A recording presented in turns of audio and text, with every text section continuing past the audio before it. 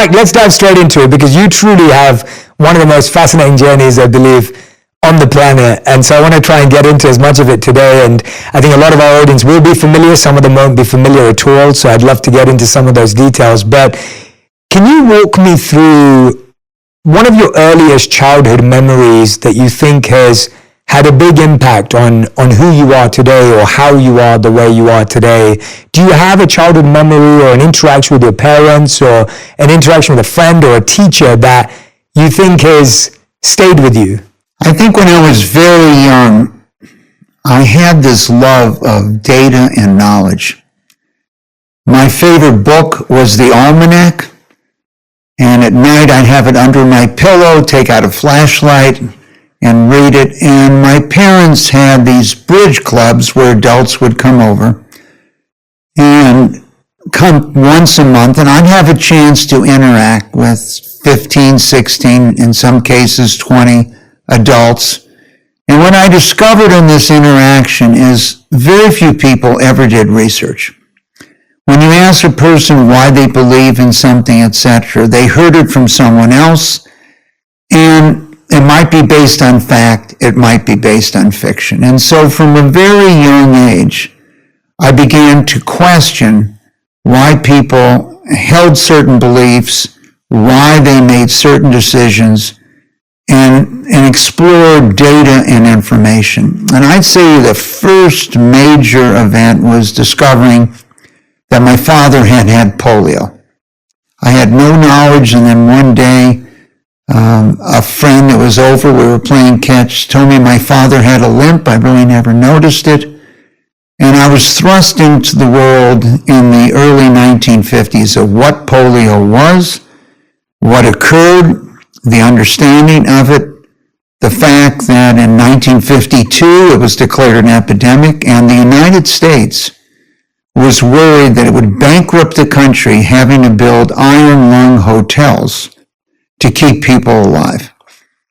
Well, a few years later, there was a solution, and there was a vaccine created. 2 people worked on it, and it became prevalent. But what I also noticed was that teenagers were not taking the vaccine, their parents, because they were worried the vaccine was going to give them polio.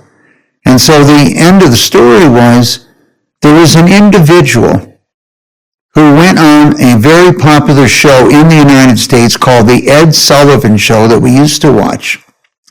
And more than a year after it was available, less than 1% of every teenager in America had been vaccinated. And this individual's name was Elvis Presley. And because it was okay for Elvis, afterwards, within 1 year, 80% were vaccinated. And so there was a lot to learn here from this. One, because you had a solution didn't mean people would adopt it. 2, the fact that this was considered something that was going to bankrupt the country was obviously proven wrong. Numerous people were affected by it, but I think at the peaks only 62,000 people. And this has repeated itself throughout history, of people telling you the world is coming to an end. It's not going to come to an end, and science coming to the rescue. Wow, yeah, incredible. I'm so excited to dive into so many of those ideas that you just mentioned there throughout the course of our interview. I want to go back to that position of you starting out. You came from a modest background, and you've had lots of successes and then valleys in your life, peaks and valleys.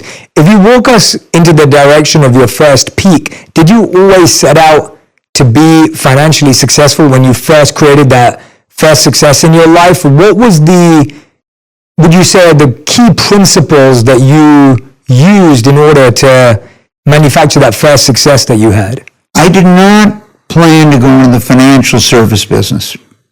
I wanted to run the space program. And I was totally infatuated when Sputnik went up. It was a catastrophe if you read the headlines in the United States at the time. There was the middle of the Cold War. Now, quote, Soviet Union had beaten the United States into space. And I was very, very good in math and science. And I wrote a letter to the President of the United States, told him I was ready to run the space program. Now, I never really got a response. I was 11 years old, but that was my plan. And my plan was I went to Berkeley, which was a leader in Nobel Prize winners in the sciences, and I was preparing someday to run the space program.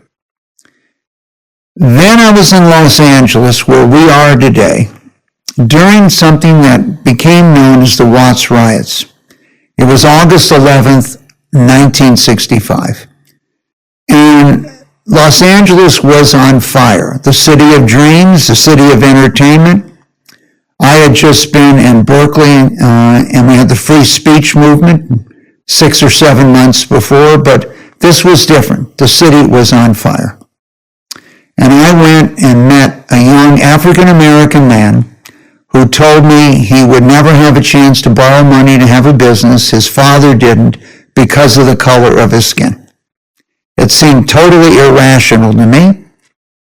And I decided to go back and figure out why this was occurring when I went back to Berkeley and began to study credit. And very similar to when I was younger, I discovered everything that people said about credit was wrong.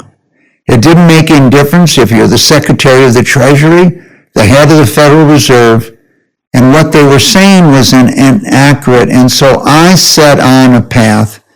I had to give up my dream at that time of the space program to begin working on what I might have called the democratization of capital. And I pursued that during this period of time from 1965 for the next 20 to 25 years. So that was not my path, but the studying and what I had done as an undergrad and then as a grad student, my decision to, quote, go to Wall Street was really to redirect the access to capital, have a fundamental change.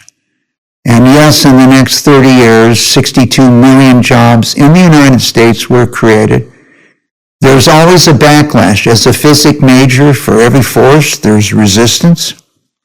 And so changing the financial system at that time, many people wished that I didn't exist. The idea that you were a large company and you had access to capital and the others didn't. So there were 500 investment grade companies and tens of millions of non-investment grade companies. Well, once you empowered them and created financial markets, we discovered 62 million jobs were created in non-investment grade companies and -4. So there was a lot of change. Today there's hundreds of firms headed by people that work for me. And I would say those structures are the basis of modern financial markets around the world. But it is not unusual. At one of our scientific retreats in the first part of this century, I was in the back of the room and I invited 2 young people from Australia to come and speak. And they commented that everything you thought about ulcers was wrong. Everything they were telling you about ulcers. And these 2 senior scientists I had there in the back of the room, one turned to the other and said, "Who are these yobos? They didn't even go to a good school." Well, 4 years later, these yobos won a Nobel Prize. So challenging conventional wisdom and theory, I think, has been something I've tried to do as you try to move forward, create jobs, solve medical problems throughout my life. And it goes all the way back to my little almanac and discovering my father had polio. One thing I'm noticing from your answers is that you have this keen ability to spot patterns and analyze patterns.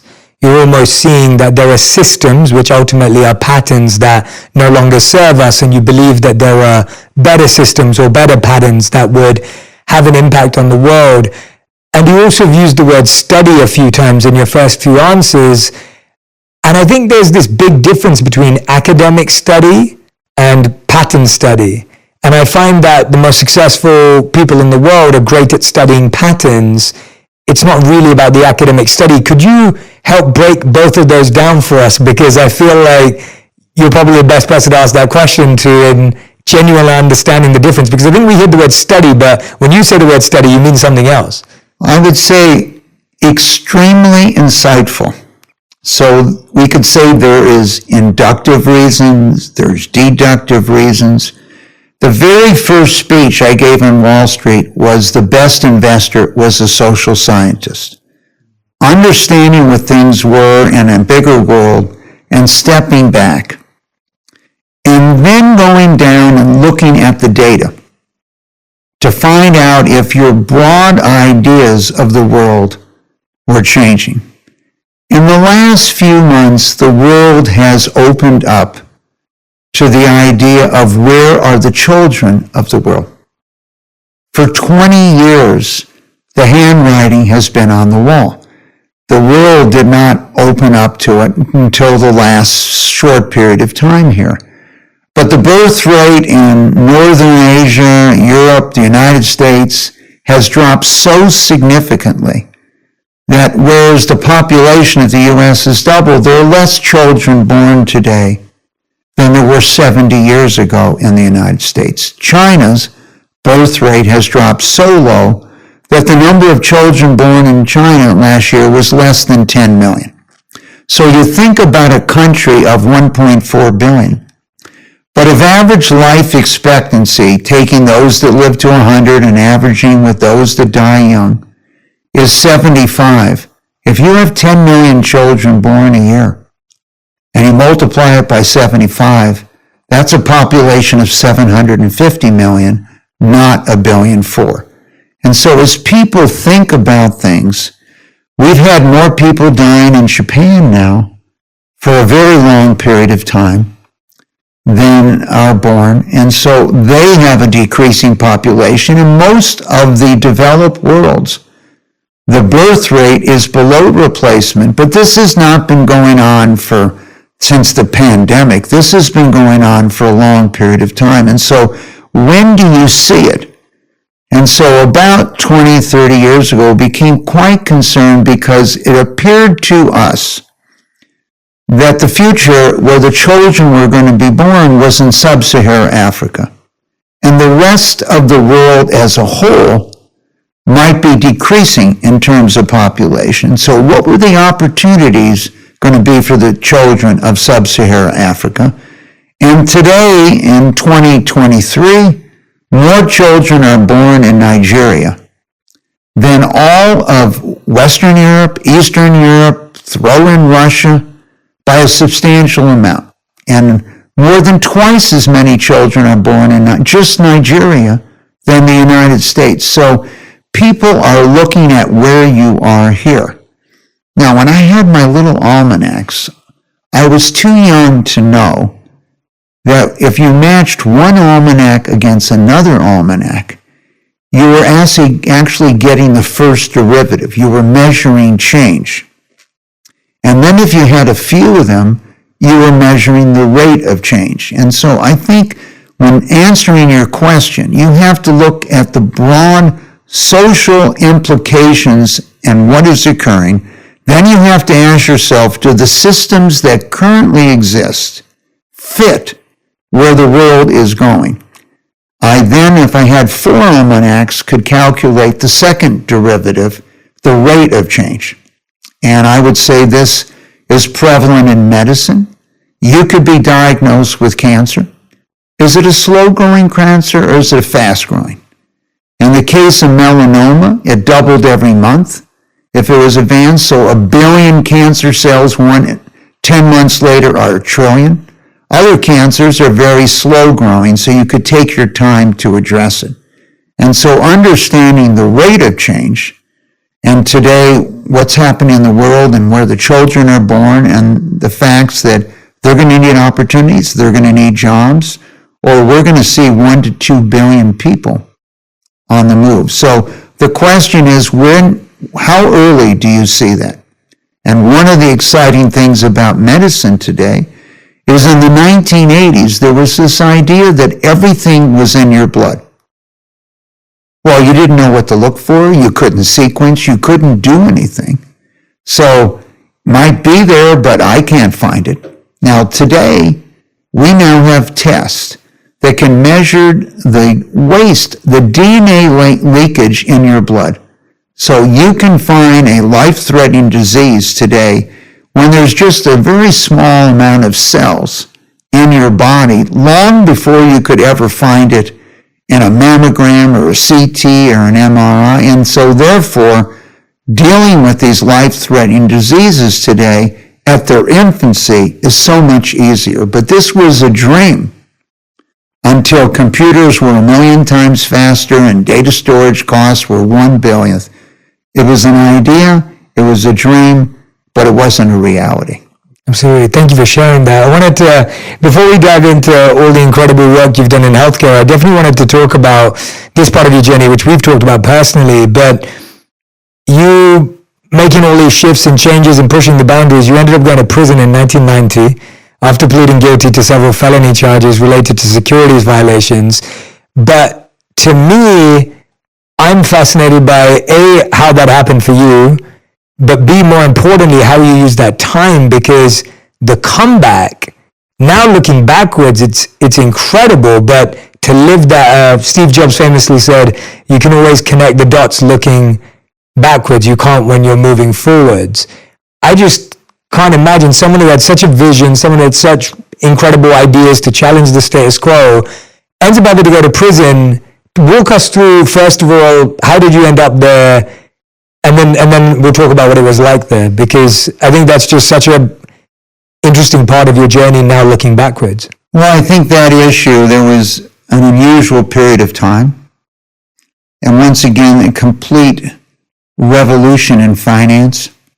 There are many points in history where you've had people that were presidents, went to prison, Brazil today, and are now the president of the country again. So when the president gave me a pardon, he commented that these things were never crimes before. They've never been crimes since. They related to bookkeeping and things like that. But I had to find a way to bring it to an end. And if you fought for 10 or 20 years, to me, I had to find a way to live again. And so I think if you're true to yourself and you know the issues, and the individuals know you, I viewed this as going to be a short period of time, and I had to cut it short and make a decision for my family, etc., to live again. And it was a short period of time in the scheme of things. When I think of the diversion of less than 2 years, if I go back to World War II, you had people that volunteered and were gone for 4 years fighting for freedom and what they believed in. And so I think my view was that I had to find a solution to bring it to an end. And it didn't really change who I was, what I did. The financial systems we built are now adopted throughout the world, whether you're in India or Singapore or whatever it might be. And yes, there was disruption in the force. I would say to you, if you think about a country you and I first met in, the UK, when the mercantile class rose up in England, who was under threat? The nobility. And so the nobility would go to the king or the queen and say, well, we can't compete anymore. What are we going to do? But the old financial system didn't really meet the future needs of the world. And so, yes, I spent time thinking. I got to tutor individuals, help them get their education. How did you spend your days for those 2 years? I spent my time thinking about the world. I would write sometimes ambassadors around the world suggesting what I think they should have done or should do, what the country should do.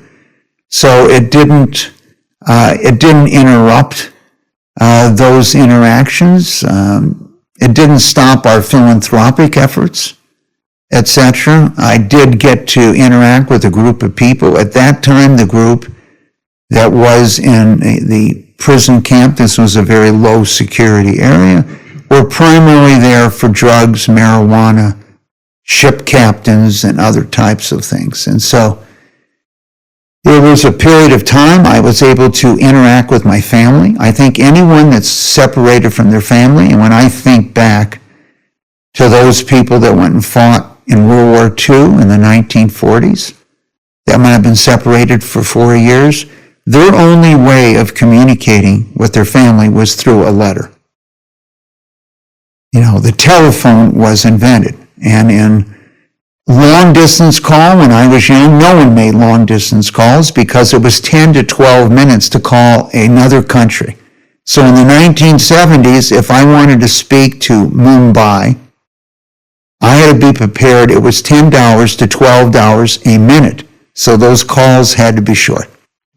And that was a period of time, in that period of time when a person's salary was hundreds of dollars a week, not thousands of dollars a week. Today, people have a hard time relating to that because it's free on WhatsApp or on your phone. But I could communicate with my children, my family.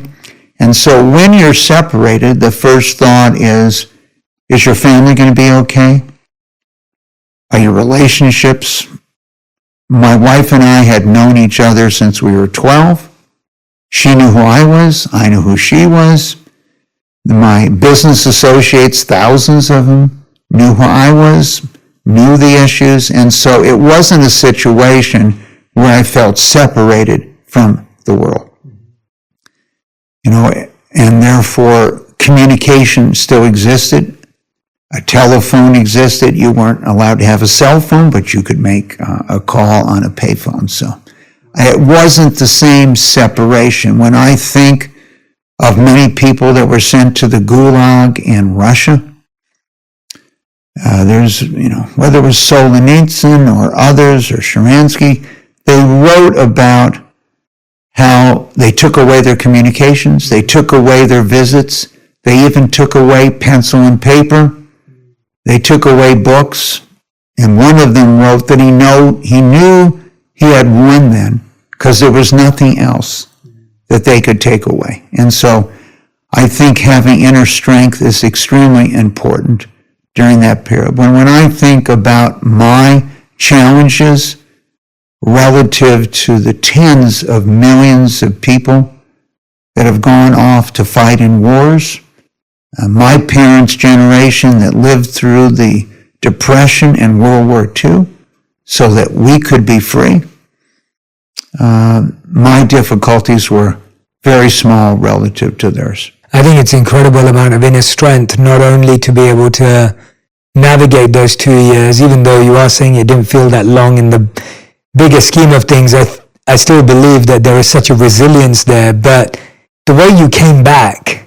Well, let's just talk about Mandela. You're talking more than 20 years. Yeah, 27. Okay, and did he come back bitter? No. Okay, and in South Africa became quite different, let's say, than Zimbabwe, as Rhodesia went. So instead of being bitter, and when he got out, I had a chance to visit with him. We came to see each other.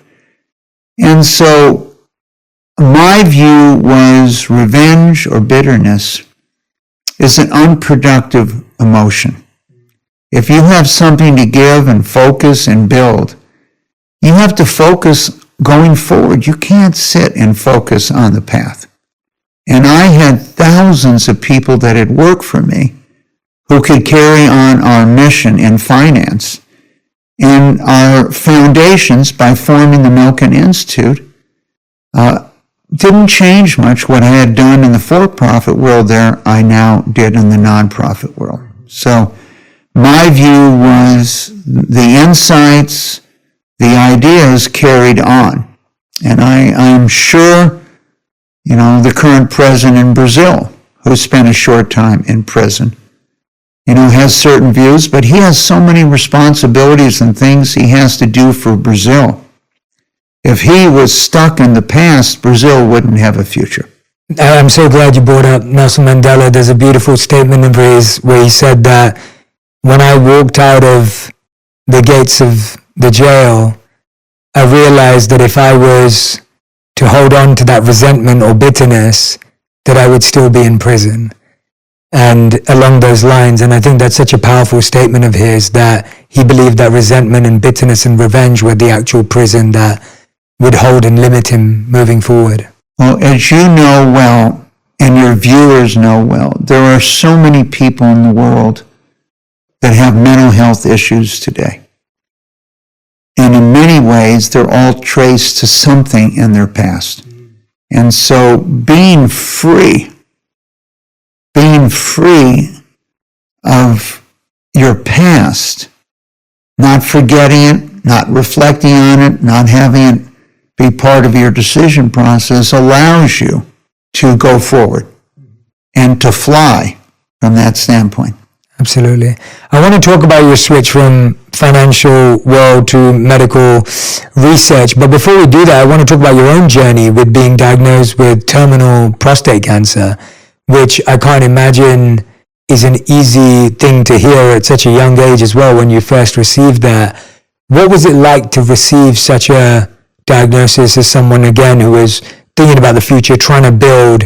Were you someone who was quite focused on your health as well, or were you somewhat negligent because you were focused on work? And how did it feel to hear that? I would say to you, I probably had one of the least healthy diets in the world until that day I was diagnosed.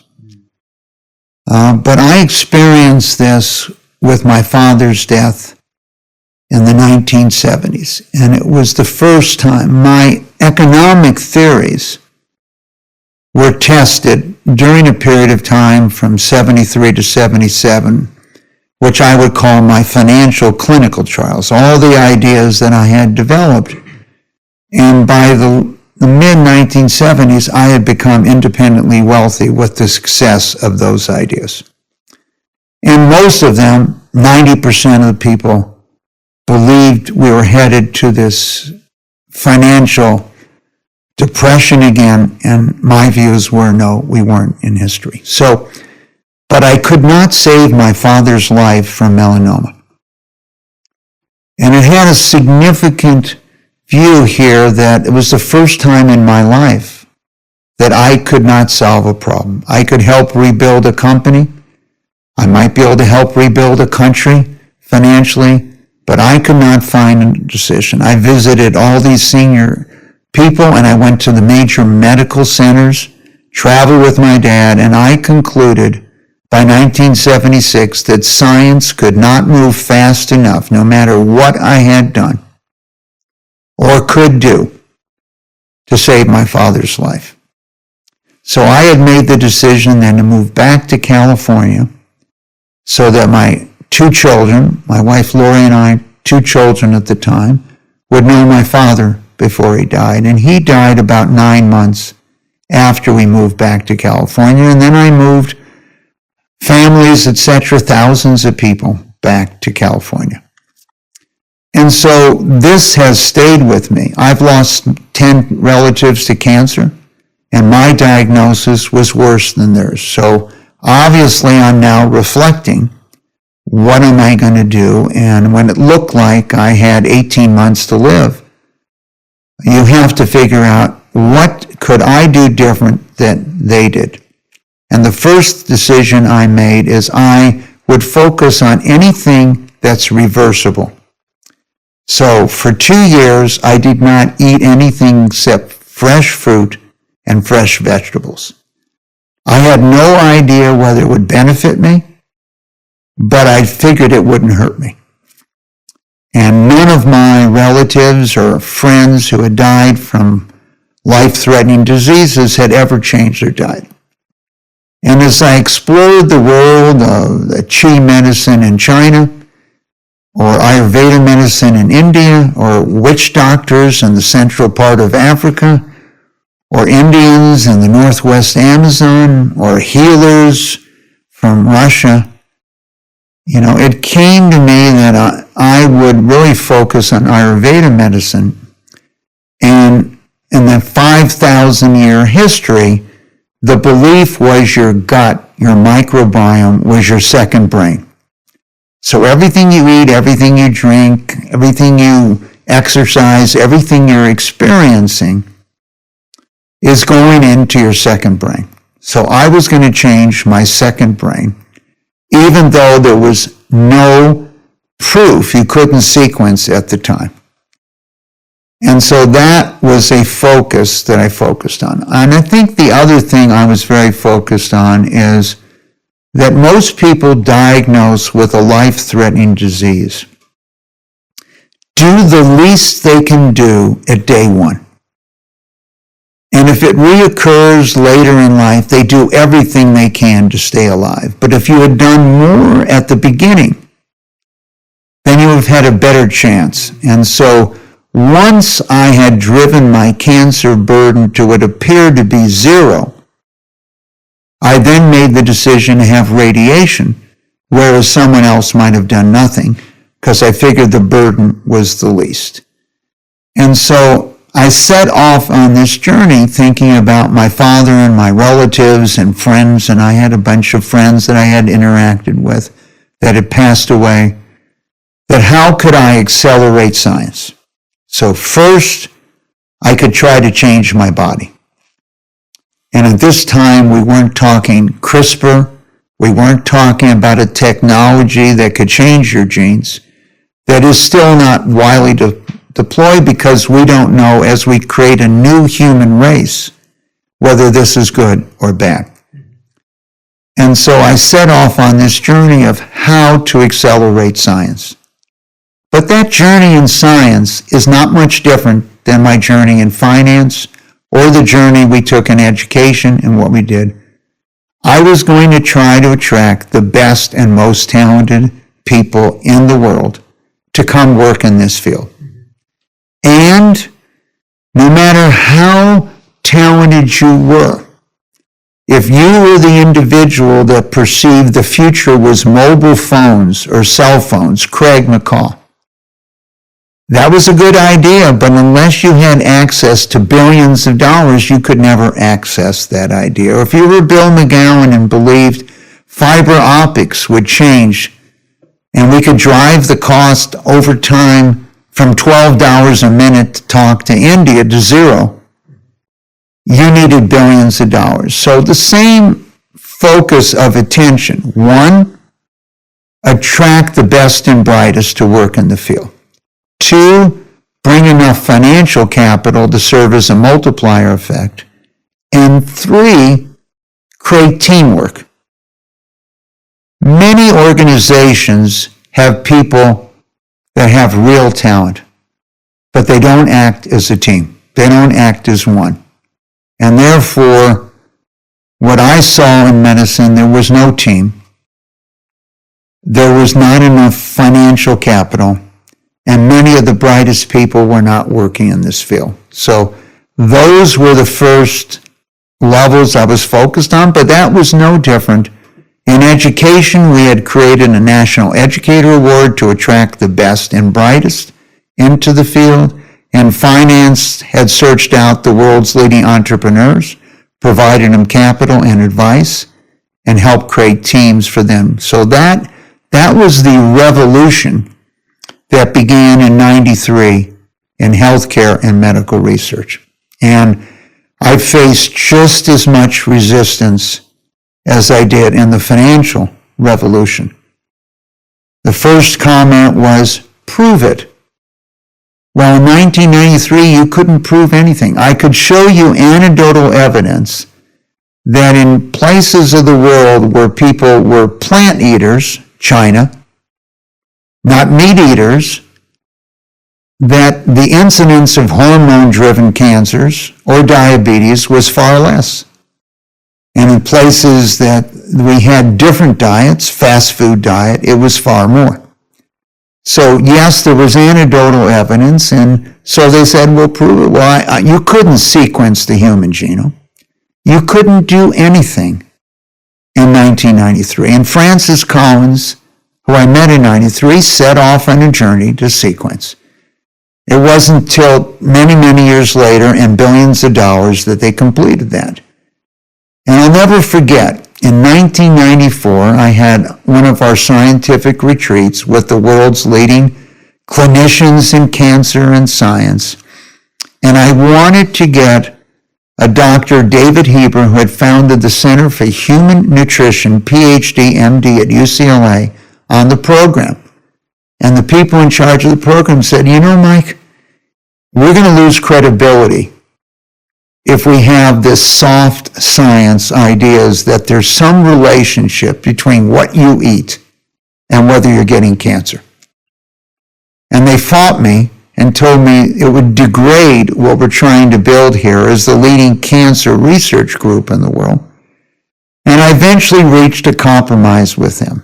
He would get to speak at lunch. I wrote about it. He would not be on the program. He would not have a microphone, and if you wanted to listen, you had to sit close, and if you didn't want to be infected with this idea that there might be a link to how you live your life and what you eat and what you drink and your health, you could just sit far away and wouldn't have to.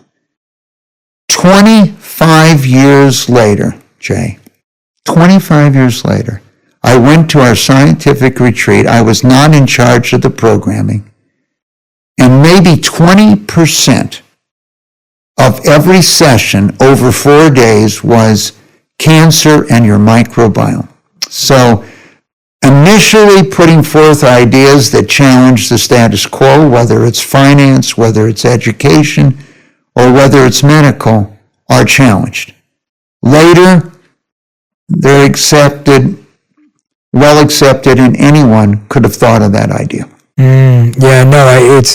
It's so fascinating because I feel like coming from an Indian background and my wife being an Ayurvedic health counselor, and you're so exposed to the idea early on that your gut health is such a big part of your overall health. But you're so right that until we see it in the research and the science and beyond the anecdotes, we don't fully comprehend these ideas. And so you're accelerating that research now. What would you say were the biggest challenges you saw when you entered the medical field in research and in our treatment of diseases? So I had entered the field in the early 1970s for 20 years, but I was primarily a donor, etc. And as I mentioned, science was not moving fast enough to save my father's life. So I, in 93, decided I couldn't help others if I couldn't help myself. And I first had to survive. But there were those three elements. One, teamwork, partnership. So I went to this MD Anderson, and the two leading cancer centers off and on rated in the world were either MD Anderson or Memorial Sloan Kettering in New York. One in Houston, one in New York. And I noticed there was no one from Memorial Sloan Kettering at the cancer conference in Houston. And I told the person putting the conference on, why is there no one here from Memorial Sloan Kettering if we're trying to accelerate research? And he told me he viewed Memorial Sloan Kettering as a competitor. And I told him not to the patient. So therefore, once we promised funding for research in this field, we would only fund if you shared all your data. And I eventually got on my board Andy Grove, who was the CEO of Intel, and we worked on, this is early technology with computers and connecting, that we would connect all of our researchers digitally together. And it might be easier for someone at MD Anderson to talk to someone at Memorial Sloan Kettering via technology than someone else to find at MD Anderson. But we told them that we couldn't fund any of their research unless they shared their data. Now, some people told me, well, I have to wait for Nature or Cell magazine to come out. The story will be out in a year. And we told them that their research was so important that they didn't need any of our funds. Our funds were only for those who were willing to share. And I would say within 6 months, everyone in the world was willing to share.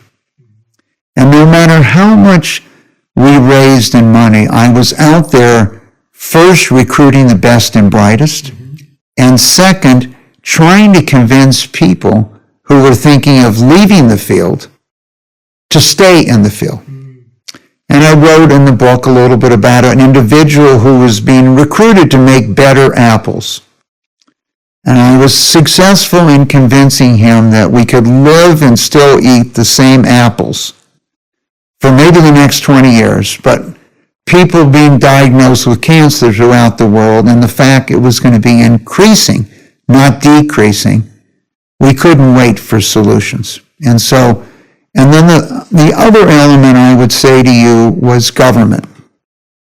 There is no individual, there is no foundation, my family foundations which were created, and today there's, with our centers, more than 10 of them, nor Bill Gates and Melinda Gates, the Gates Foundation, plus Warren Buffett, which is the largest foundation today in the world.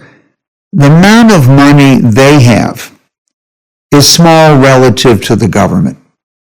So if you can redirect the funds of the government, you now have access to hundreds of billions of dollars that could be redeployed.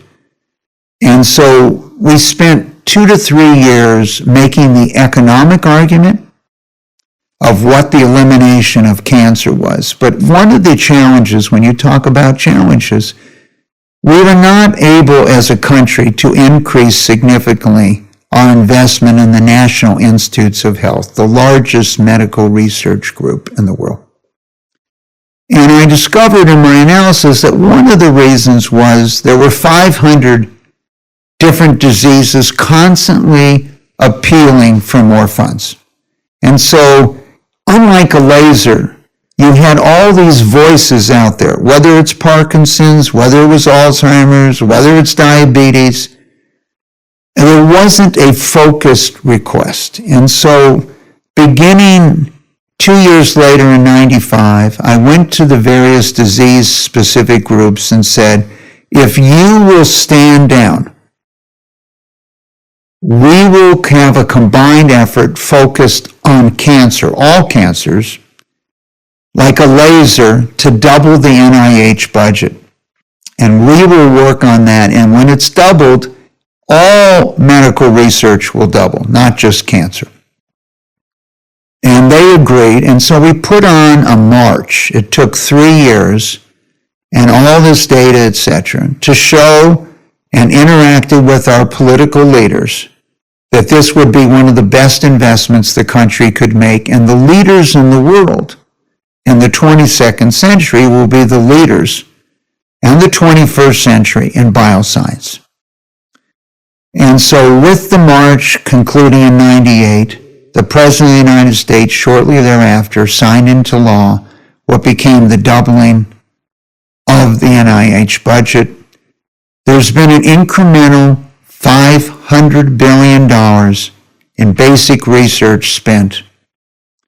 It laid the groundwork for what we did to get a quick solution for COVID-19. Every disease has benefited from it. The financial commitment was $10 million in the March. Today, there's a $500 billion payoff. So the first efforts of individual philanthropy, the efforts of recruiting young scientists to work in the field, which is probably the highest rate of return in any philanthropy that I've seen, the cause of teamwork was coupled now with the increased benefit of getting the government focused on this area. Well, and I want to read out, this is on page 111 of the book, where you talk about a new type of organization and you've laid out these, very clear principles that you're just speaking about right now. So as you said, recruit the best and brightest scientists and physicians, focus on the career paths of these young investigators, require collaboration in place of competition, build cross-sector ties, identify the most promising research not funded by the NIH, eliminate needless bureaucracy, and the list continues. And I mean, you make it sound so easy when I'm listening to you right now and when you read it like this, but I'm imagining that each one of these items took a lot of effort, time, energy. I mean, you make it sound so seamless, but I would love to know, like, how how challenging is it to galvanize at such a large scale and level? So if you were at a Parkinson's Foundation or a Diabetes Foundation and thousands of talented people tried to increase funding, but it was like there was a zero-sum game. If I increased funding for diabetes, I had to take it away from someone else.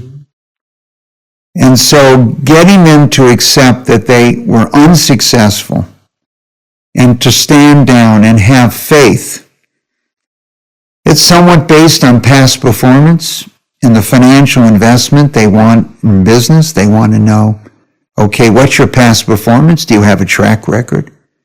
So we had a track record of success to build on, and we didn't ask them to stand down for their lifetime.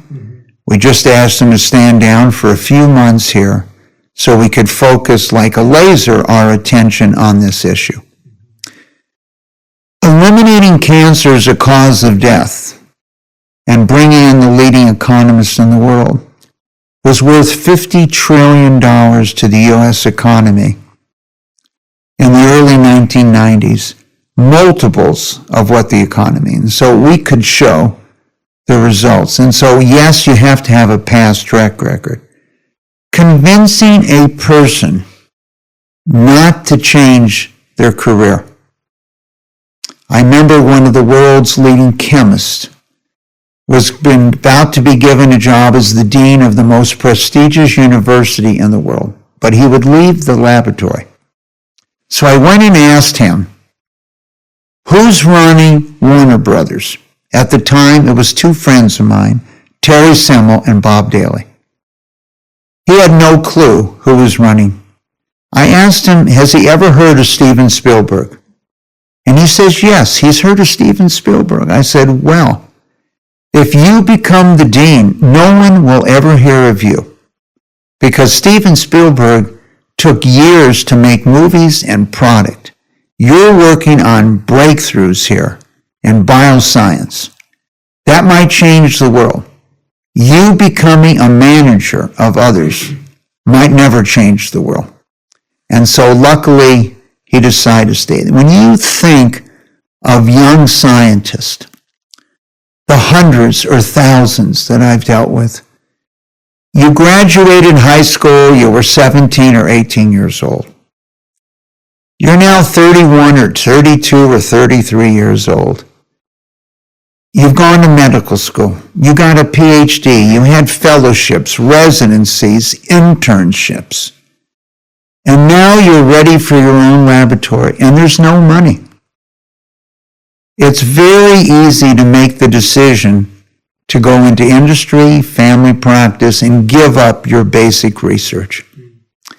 But if we can greet you at that time and give you your own laboratory and get the institution to match for $100,000 a year for 3 years, you've changed the career.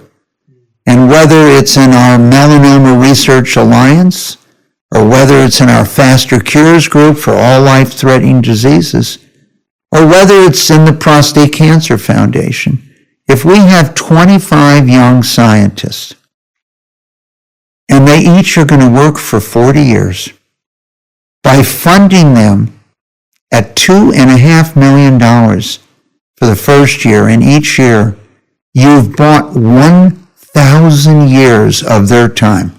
And when I look back over the 30 years to all these new therapies that have been created, you will find a young scientist, a young person there.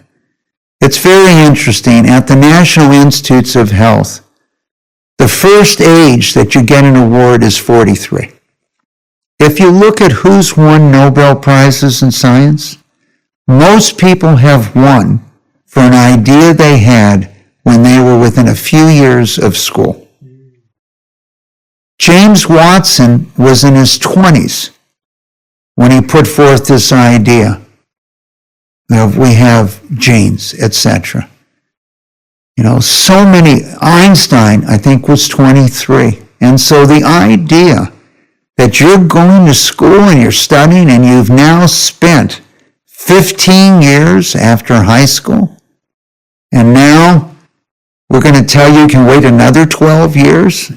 It's ridiculous. And so the system really was not prepared for the fact that we needed to get the best and brightest and divert their careers younger. And so I have spent more than 30 years working on this, the same thing we had worked on 40 years ago with educators to try to get them to stay as an educator. When you go to India today, people are so confused today that think India is like China. There were 23 or 24 million children born last year in India. There were 9 to 10 million born in China, more than twice as many children.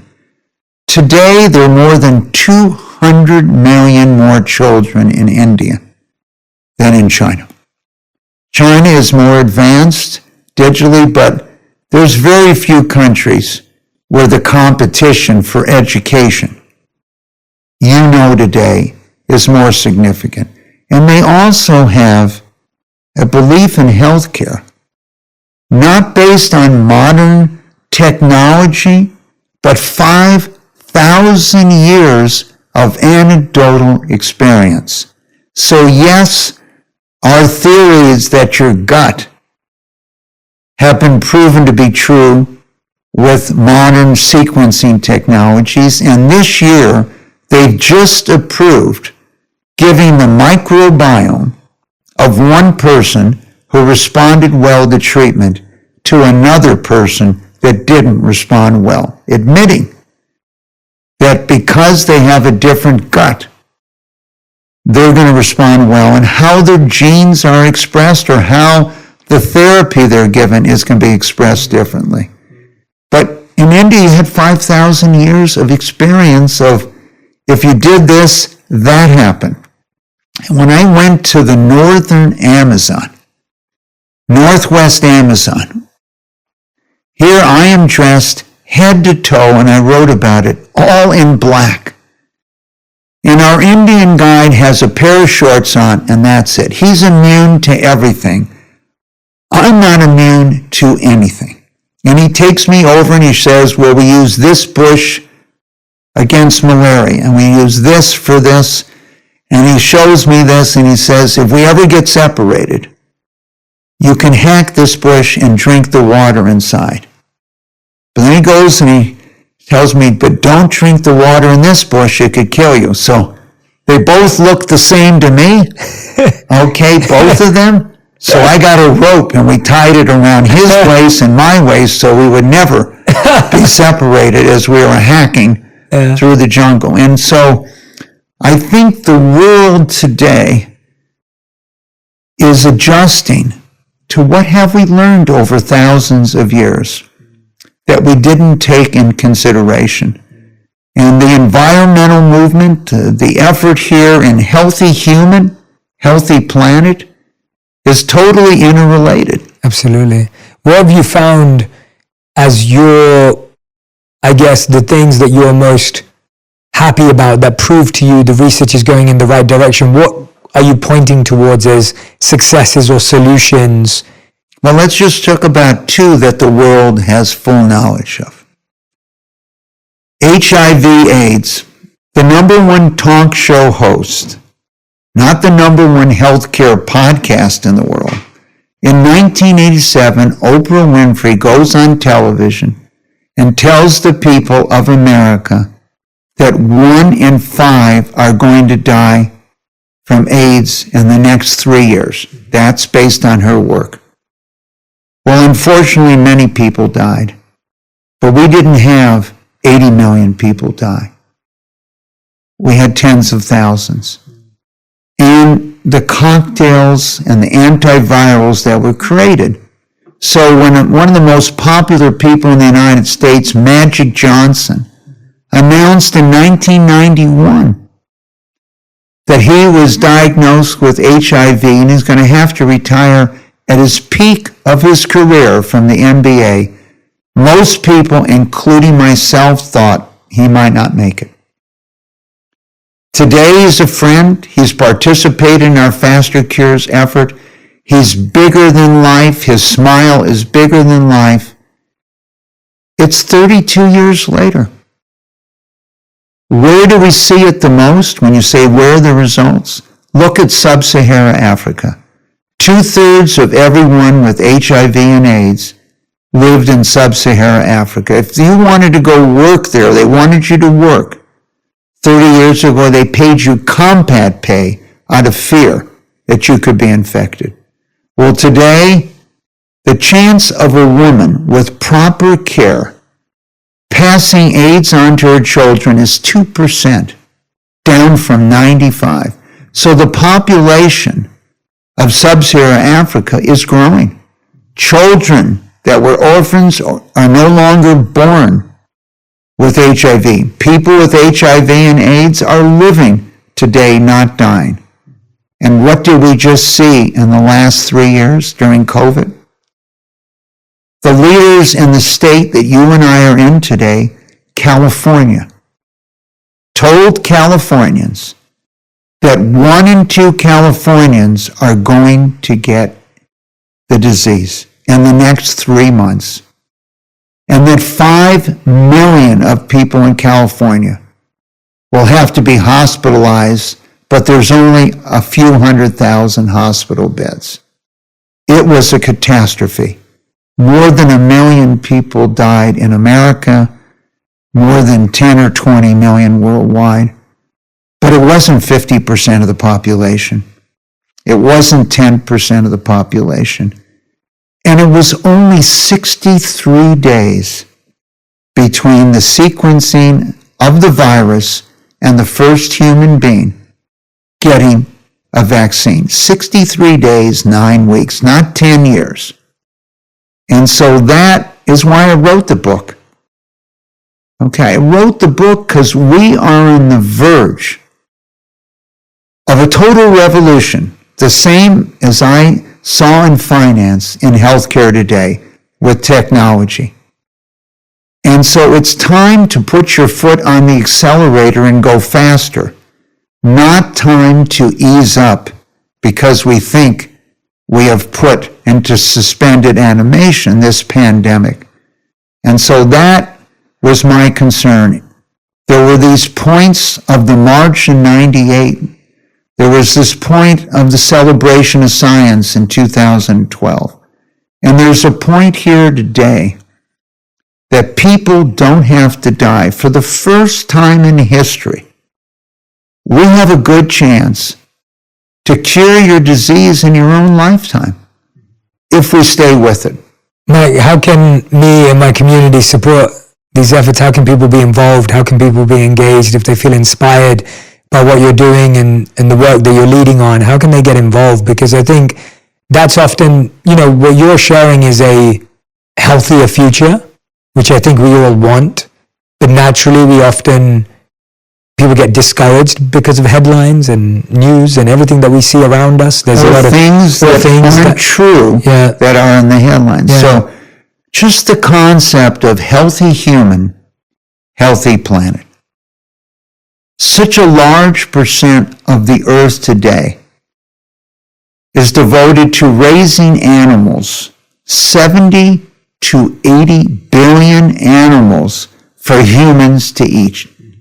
And that doesn't count the billions of fish.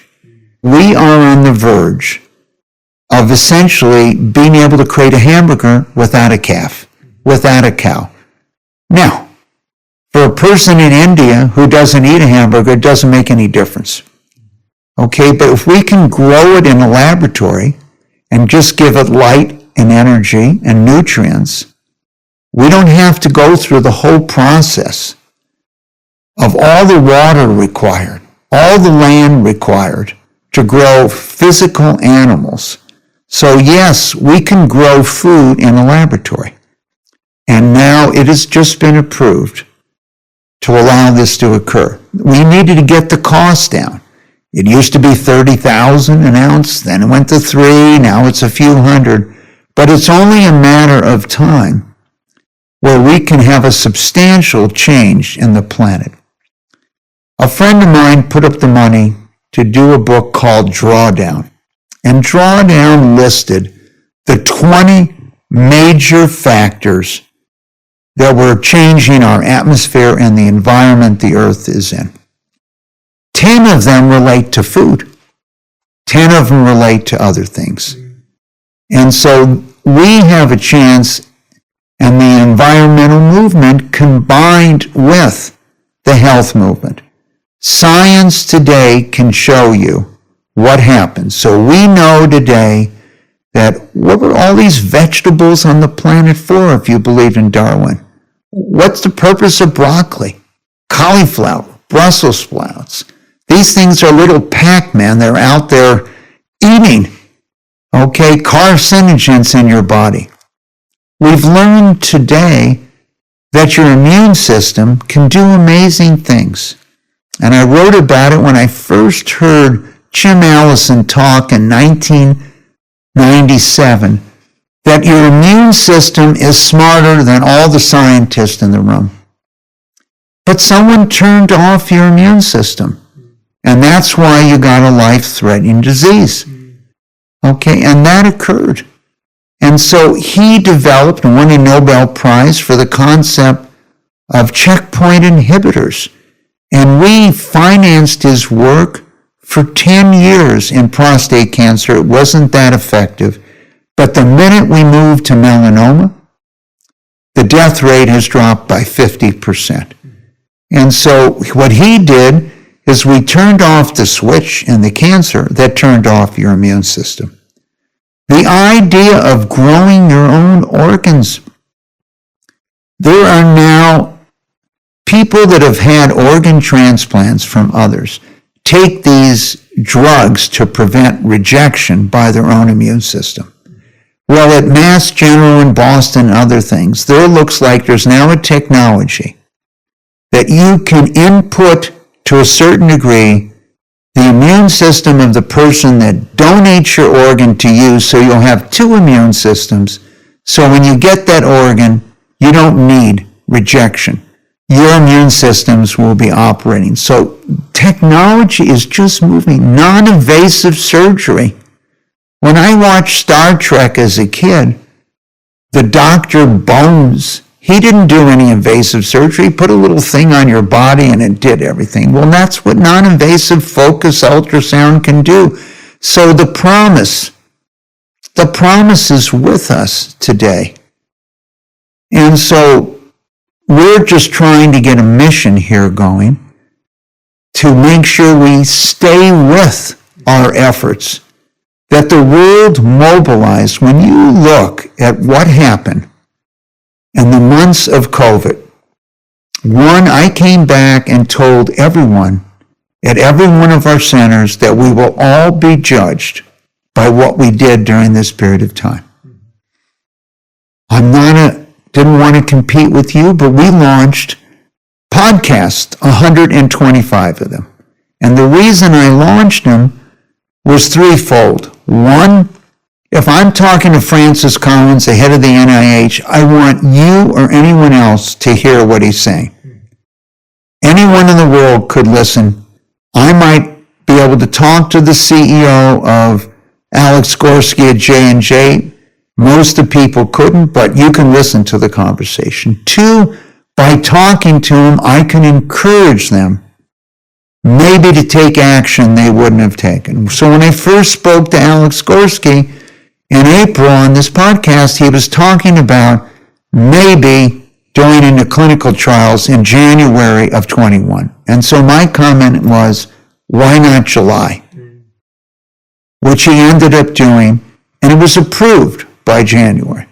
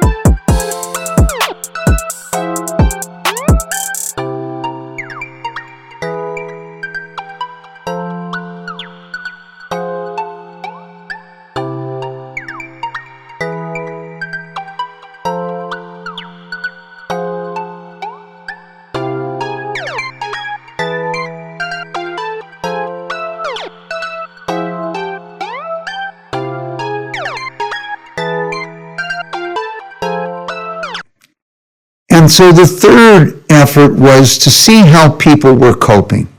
So if I talked to the largest employers in the world, who had employees all over the world, what were they doing in China, Italy, etc., that you might be doing in the United States? If you were responsible for thousands or tens of thousands, or in the case of a Walmart, millions of employees, what are you going to be doing? And when I spoke to the CEO of Target, he told me that he was protecting their employees.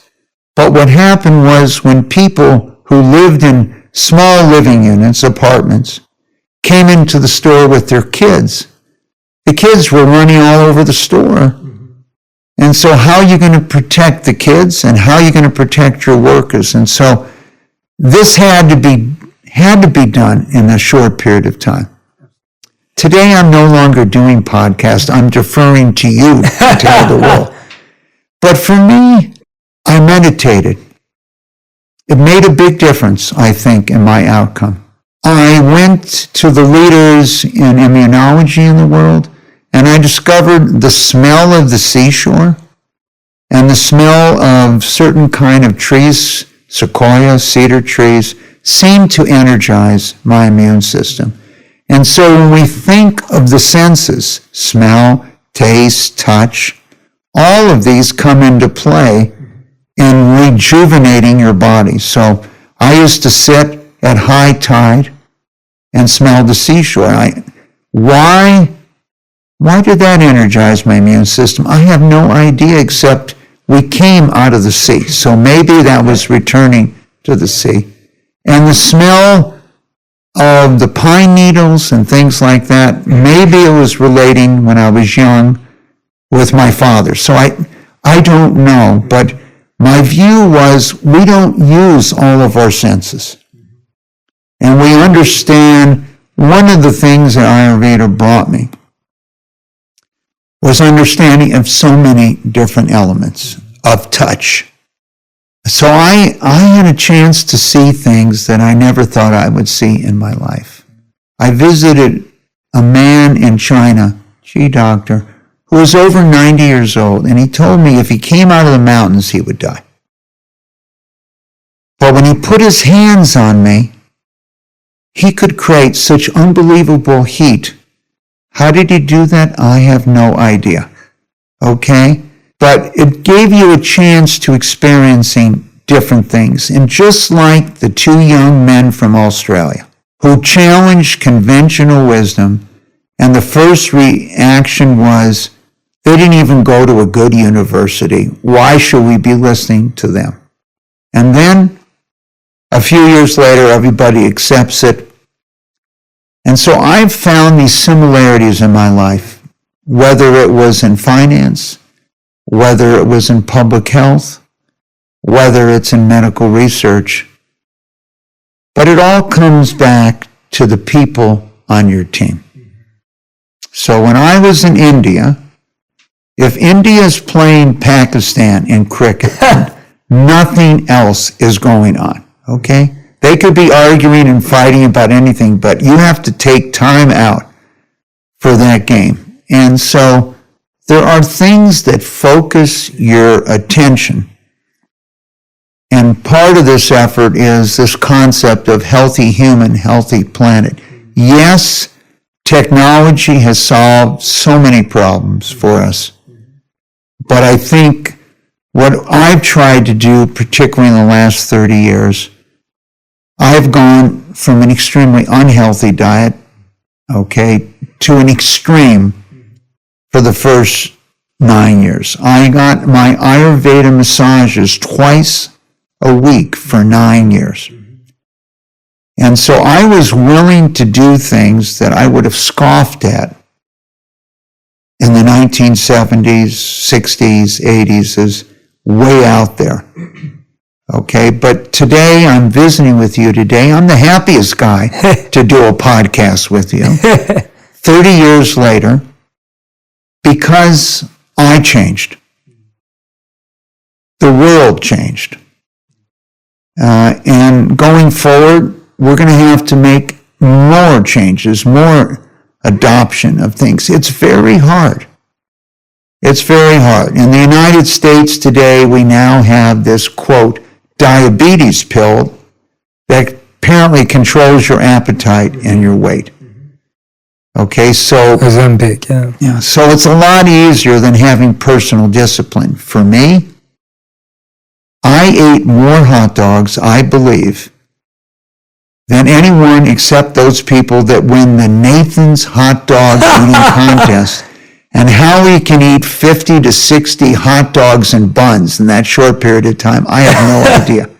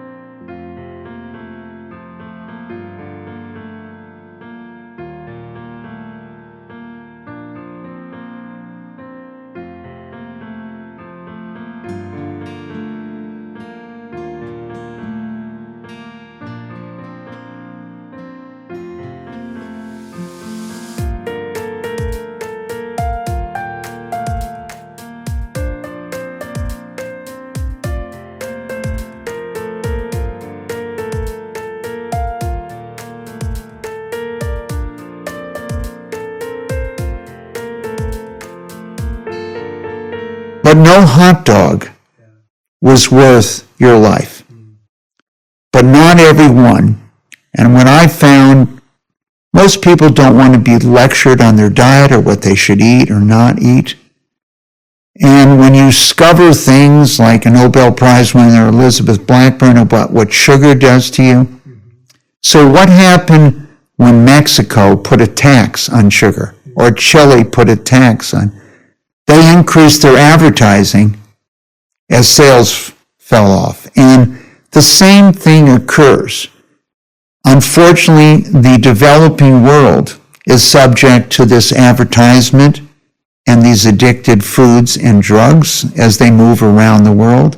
In China, literally no one had diabetes 40 years ago. You didn't even study it in school. And now, people in China have the most number of people with diabetes in the world. And there's no way of regulating that at a government level, or there's no way, because I agree with you. I mean, I think that we're all now becoming more and more aware of the amount of sugar in sugary drinks, the amount of, unhealthy fats and carbohydrates, the amount of, whatever it may be, or the amount of artificial, even in speaking of plant-based foods, even the current plant-based foods, they're not all healthy either. So is there no way to make sure that at a higher level that we don't even get access to this, or is it just a discipline conversation? No, I think we will be there. The idea that you can take a cell from a calf, not a calf,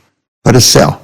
If we can find an animal that never was shot with hormones. More than 50% of all the drugs are shot into animals. So you might think that you're healthy and you're not taking things, but what you ate did. And so, but I think we'll have an entirely new food chain in 20 to 30 years. If you look at companies, the market has adjusted. And I wrote about it in the book. So at one time, Kraft was selling between $90 and $100 a share. I don't know where it is today. Call it 35 to 40. Wow. Nestle announced that they were going to become a health company. What was the market reaction, social media reaction? First, they give you diabetes. Then they're going to deal with it. They're 360. They create their own problems, etc. So Nestle went out and hired a CEO, not from the consumer packaging, but a CEO who had worked in healthcare. And they sold their candy business in the United States. They sold other businesses, and they focused here on healthy businesses, etc. And Nestle has flourished. So the market is willing to pay more for that. And yes, the first iterations of plant-based diet to make it taste We don't know if they're any better with all the ingredients they put in. But the ability to grow, the same as your ability, today we can take your skin stem cell, turn it back to the day you were born, and tell it it's now a heart stem cell. It's you. And then give it energy, light, energy, nutrients, and you can see today in a little petri dish these cells beating like they're a heart. And so we'll be able to create pure foods, not contaminate the planet in the future. And so this is what technology's promise is, and that, once again, that's why I wrote the book. You're busy, I'm busy. It's not easy to write the book. You've just finished a tour of more than 40 cities in the world on your new book. And so it's not easy to take the time. The analogy I have made is there was this show in the United States called I Love Lucy. And Lucille Ball was packaging chocolates that coming down the line. And they were coming down faster than she could pack them. So she's putting them here, she's putting them in her mouth and everything. What are you going to do? So my life and your life, there's plenty of things we're focused on. I've probably given 50 speeches in the last month. But to set the time down was my concern here that we have a chance. Technology has given us a chance for the solution for all these life-threatening diseases. We estimate there's 10,000 life-threatening diseases that our Center for Faster Cures has looked at. And there's solutions for 500. So there's a lot of work to do.